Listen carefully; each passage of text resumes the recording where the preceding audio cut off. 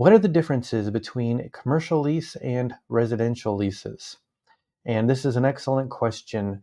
In the law acknowledges that there is a difference in power and that sometimes there are people who are more powerful than others. And in a landlord-tenant situation where we're talking about a home, apartment, or rental home, the law accepts and understands that landlords typically have more financial resources and time than tenants. And so, because there is a power disparity in residential leases, then the law typically gives more power to the tenant to compensate for that. So it kind of equalizes that.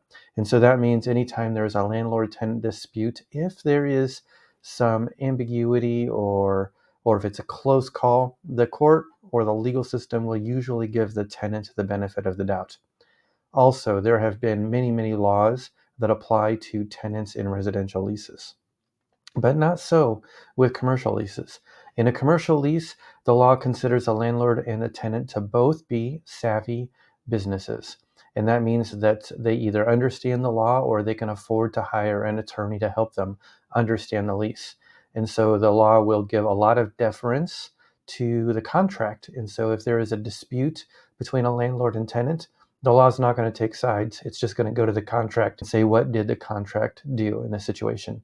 So right there, that's the biggest difference between landlord tenant situations with commercial versus residential leases. However, when we see commercial leases, we also see a bigger variety in our leases.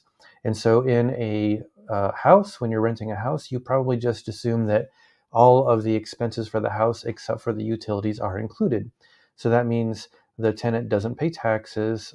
They don't have to pay for snow cleaning the driveway, things like that. They don't have to pay to repair the house, that the tenant just pays the rent and then their portion of the utilities. In commercial leases, that is not certain. There are some leases that are like that, and they're called gross leases. And typically these are for the lower value, the lower cost commercial leases. And it just basically means that all of the things that you would normally pay are included.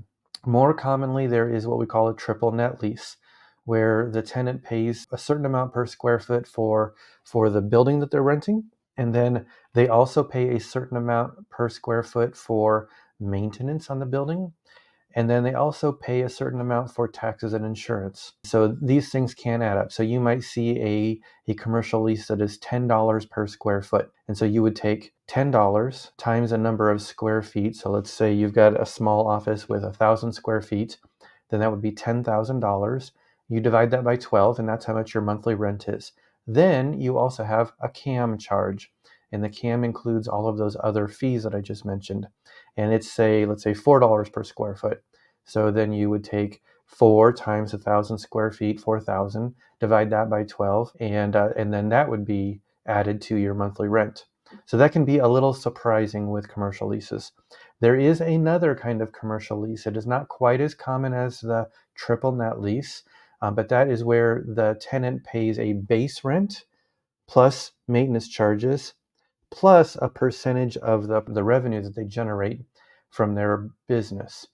And this can be nice because if one of the selling points of this location is that it's going to bring a lot of business because it's in a very high volume area, then the landlord might be willing to take a chance and have a lower base rent and then make up the difference by profiting by the business's success. That is nice. And it can also be very handy for the tenant because we saw tenants, for example, in COVID era who their business was either shut down or mostly shut down.